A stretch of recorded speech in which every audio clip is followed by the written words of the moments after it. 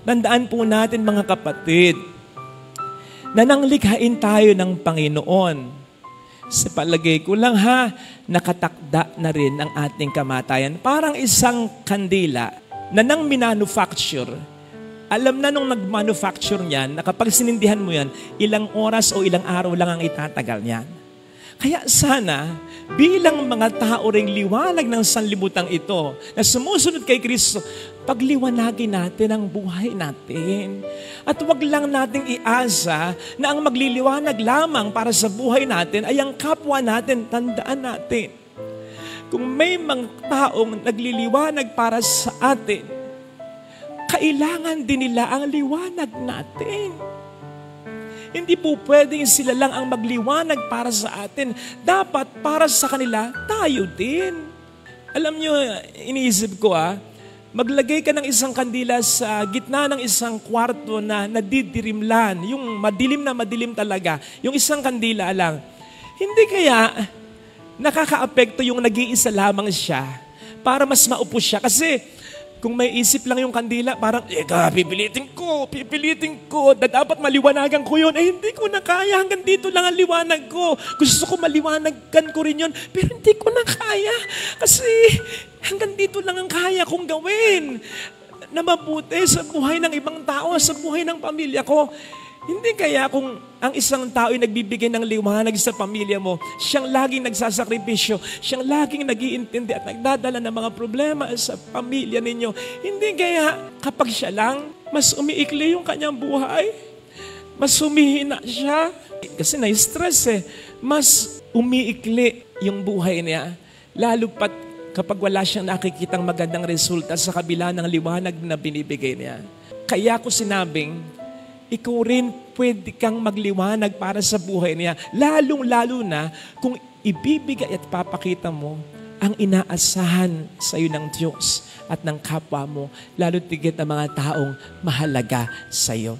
And just imagine, kung yung isang kandila, madadagdagan pa ng isa. Kung yung dalawa, madadagdagan pa ng 3. Kung yan ay madadagdagan pa, hindi ba, mas magiging madali para sa maraming kandila ang pagpaliwanagin ang buong kwarto. Ganon din sa pamilya.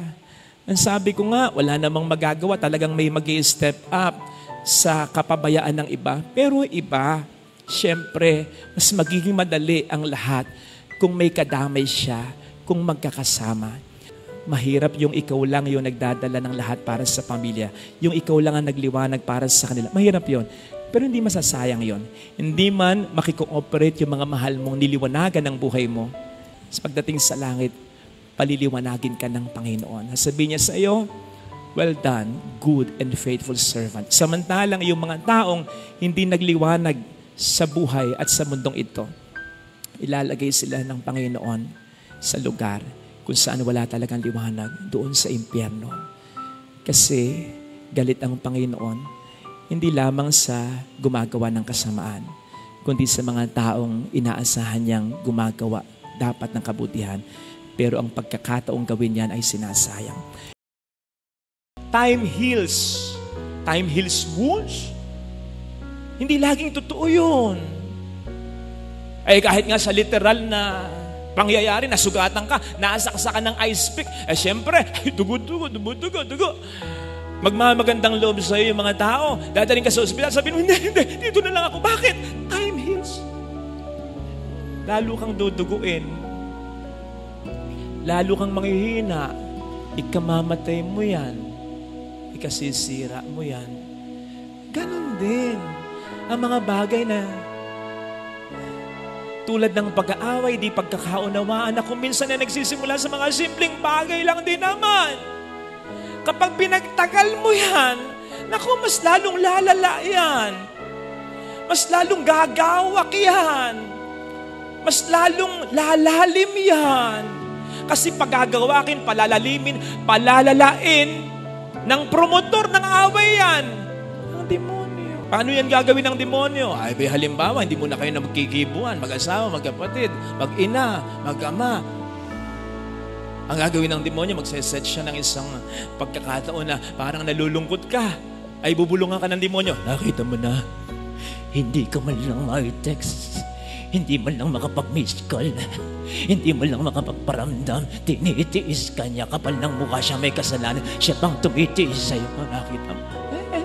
O kaya, magseset siya ng pagkakataon na habang ikay nalulungkot na ganon, biglang yung asawa mo, nakatampuhan mo, yung kapatid mo, nakatampuhan mo, abay, for some reasons ay may napanood o may nakita na palabas sa FB, sa YouTube o kaya sa TV na nakakatawa, natawa.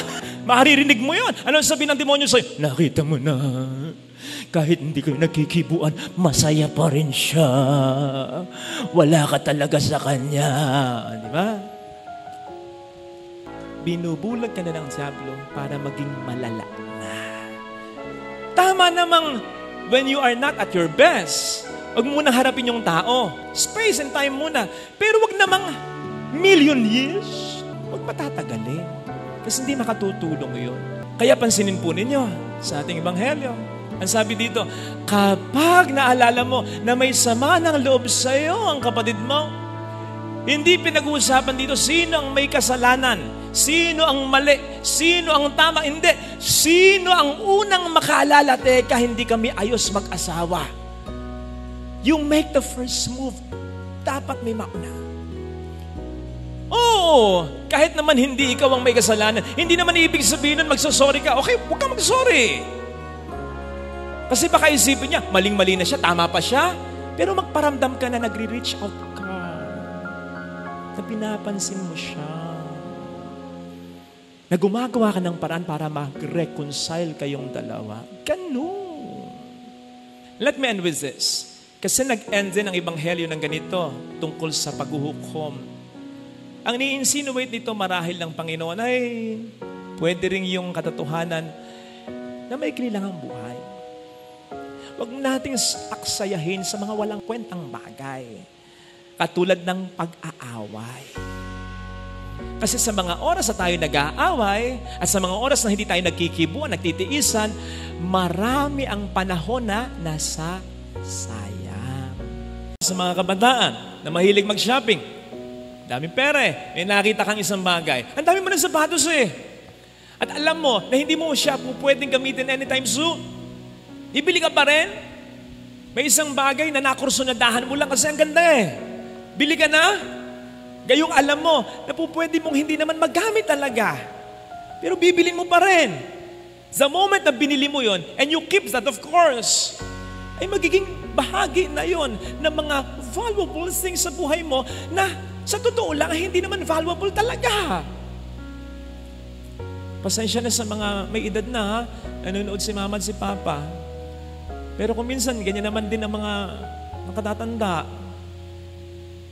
Yung, hindi na yung sa pagbili yung mga gamit na pwede mo namang i-dispose na at ipamigay o kaya ibenta sa murang halaga. They'll keep it.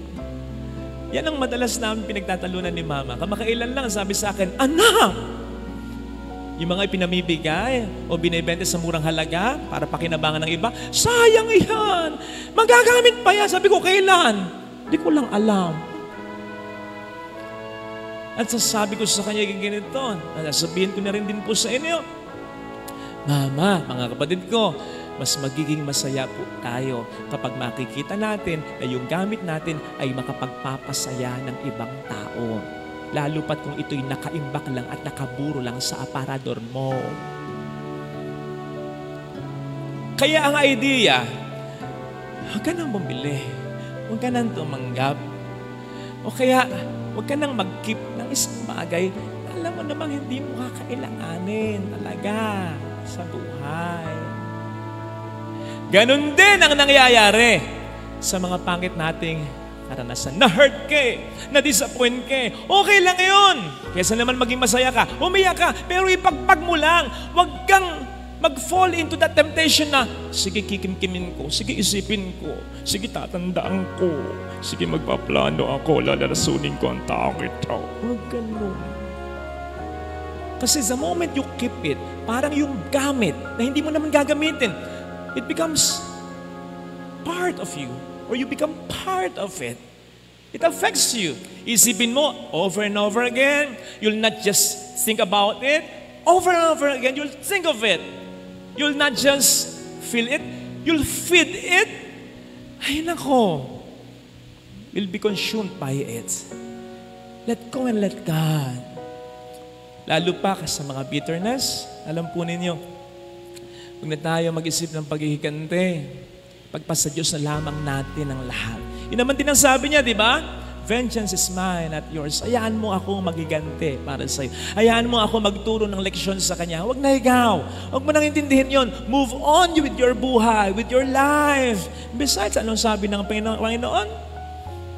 Sa Salmo, you will prepare a table for me in front of my enemies, in the sight of my enemies. Na para bang sinasabi ng Panginoon, kapag siya ang naghiganti para sa atin, sisiguraduhin niya na ito'y makikita ng mga taong sa atin ay nakasakit dati. Ibe-bless ka niya, malalaman ng mga nanira sa iyo. Itataas ka niya, malalaman ng mga nagchismis sa iyo. Gaganda ang buhay mo, malalaman niya ng mga nag-down sa iyo. Makakaahon ka sa pagkakasala mo, malalaman niya ng mga naghusga sa iyo. Yun ang pangako ng Panginoon. So ipaubaya mo na sa Kanya lahat ito. Brothers and sisters, alam po natin katangahan yung hayaan mo na lamang na nakawin ng mga magnanakaw ang mga mahalagang bagay sa iyong buhay. Ganon ang nangyayari kapag naglalagay tayo ng mga kalat sa ating puso't isipan. Hinahayaan nating nakawin ng mga negang ito, ang mga bagay na positibo dapat ay nasa buhay mo at buhay ko. Again, let go of all that bitterness and let God reign in our hearts. Tandaan po natin, ang paghahari ng Diyos ay hindi lamang isang lugar. Ito ay more on isang sitwasyon o kalagayan kung saan ang peace, ang joy, ang happiness, all the good things ay ating nararamdaman.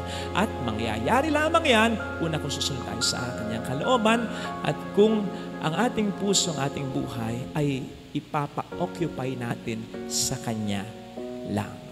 Amen. Pagpapatawad ang isa sa mga turo ni Kristo na madalas niyang sinasabi sa mga tao. Sapagkat kung tayo daw ay nagpapatawad, patatawarin din niya tayo. Pero kapag hindi tayo nagpatawad, hindi rin niya tayo patatawarin. Sabi po ng ilang psychologists, yung anger daw is just a secondary emotion. Ang ibig sabihin nun, kapag tayo nasaktan, yun yung una nating nararamdaman. Tayo ay nasaktan. Tayo ay na-hurt. There is pain. Yung anger daw is just a secondary emotion to cover that pain, to cope up with that hurt. So parang defense mechanism. Now, humingi man ng tawad sa atin o hindi, yung taong nag-aasala sa atin, either way, para makakope up lang tayo sa pain at sa hurt, we choose to stay angry. At yun po ang mali.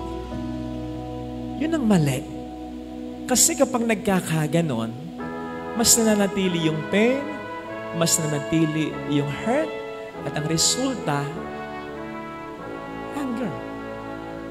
Doon na nagiging mali. Walang masama sa magalit eh. Pero yung alagaan mo, susugan mo, panatilihin mo, doon na nagkakasala ang tao. So nasa choice talaga natin eh. Yung pagtatanim ng galit, ito ay activity ng ating isip. Kasi yung masaktan tayo tulad ng ibang sakit o pain, mawawala at mawawala eh. O sino ba dito ang namatayan na ng taong pinakamamahal niya? Napakasakit nun. Pero nawawala din naman at nababawasan paglipas ng panahon.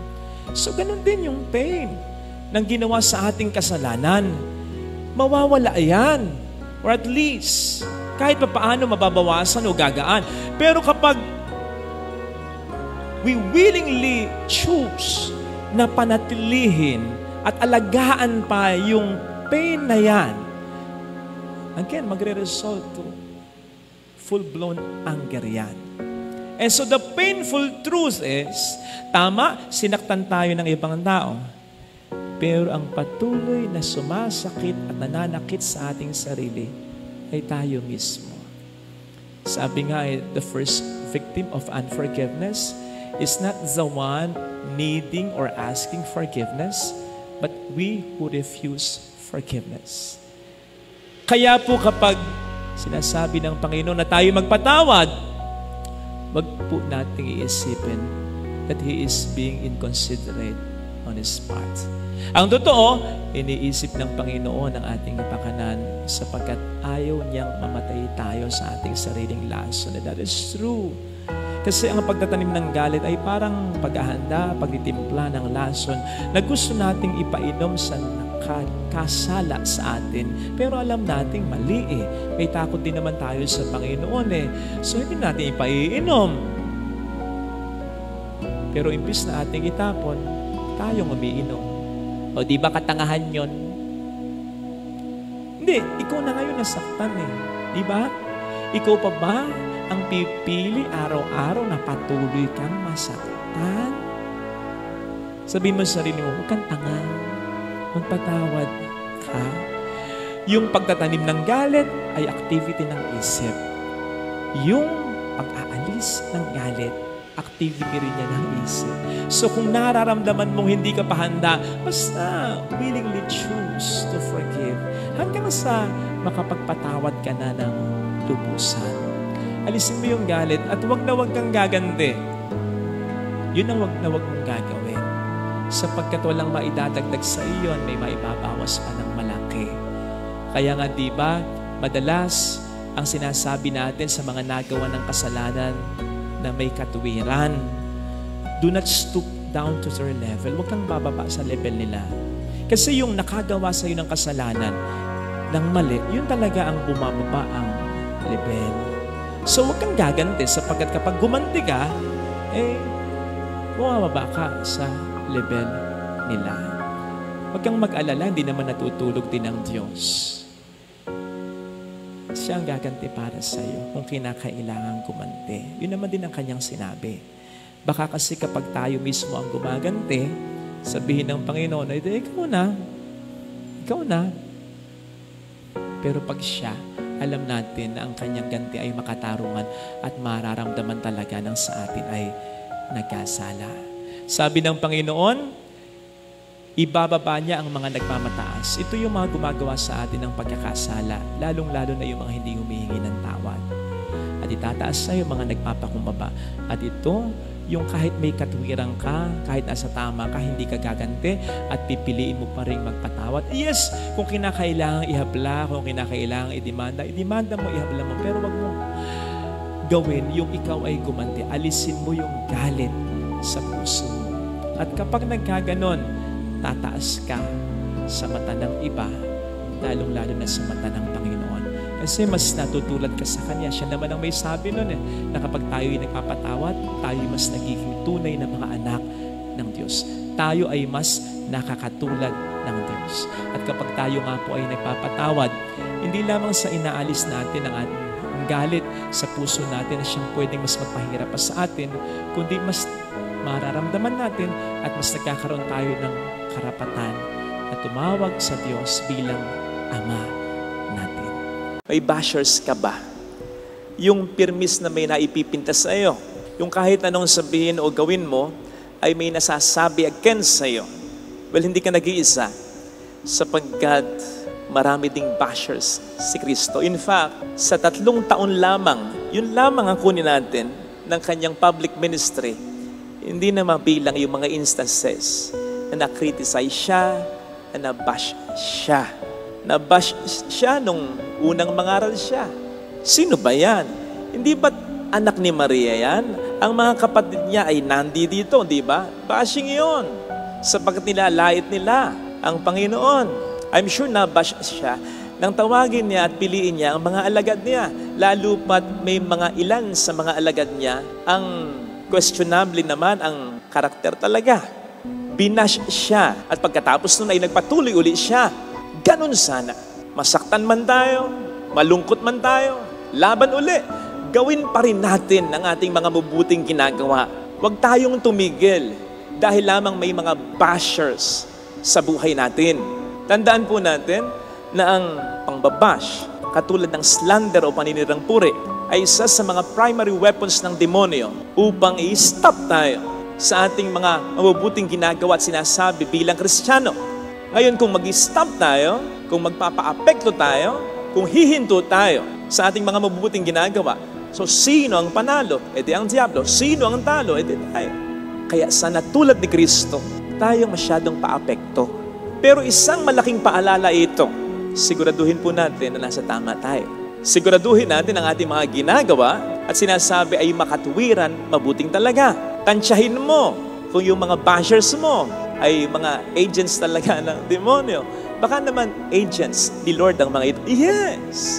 I believe hindi lahat ng pangbabasya ay masama.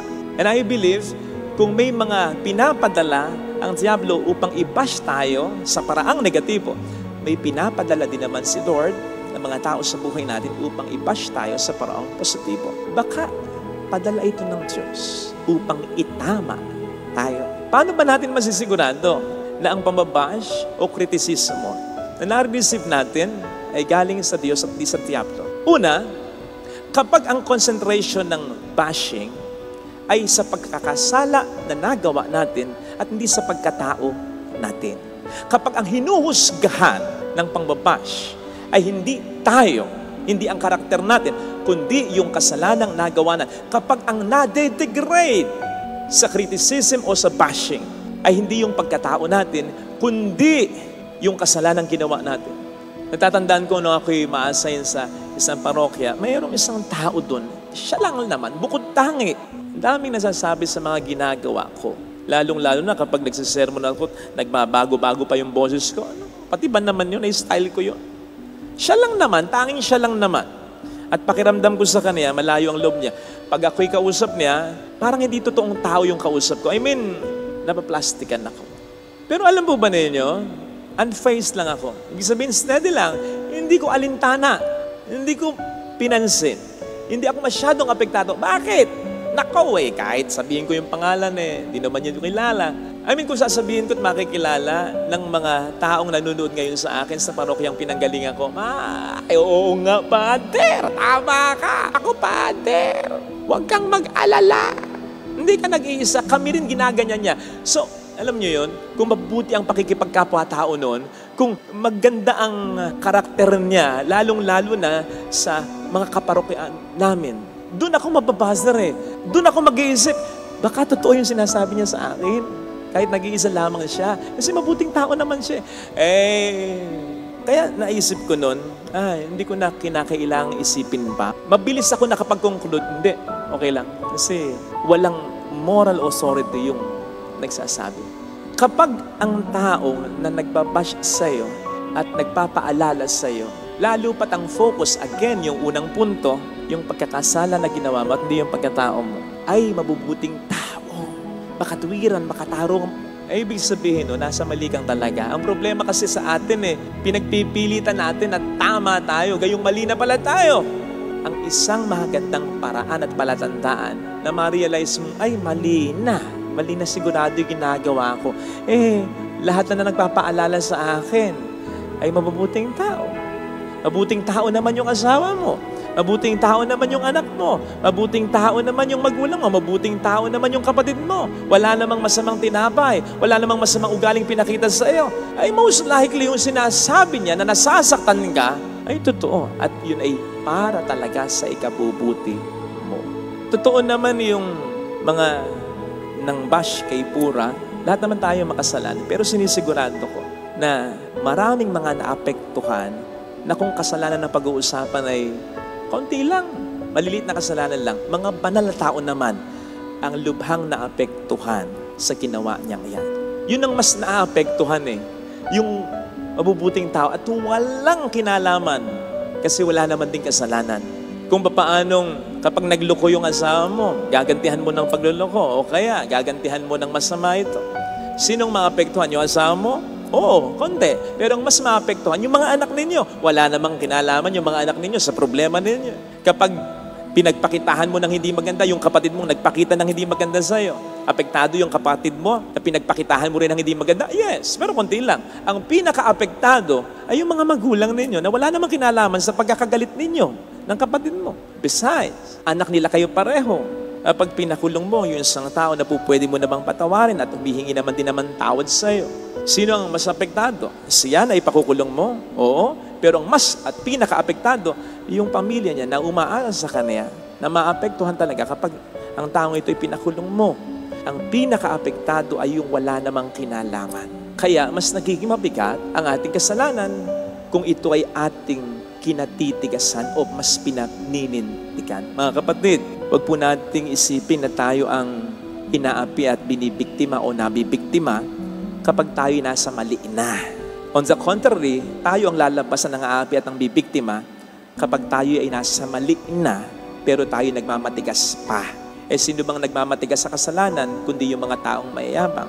At yung taong mayayabang ang siyang may gana lang din naman na mang-api at mang biktima ng sino man.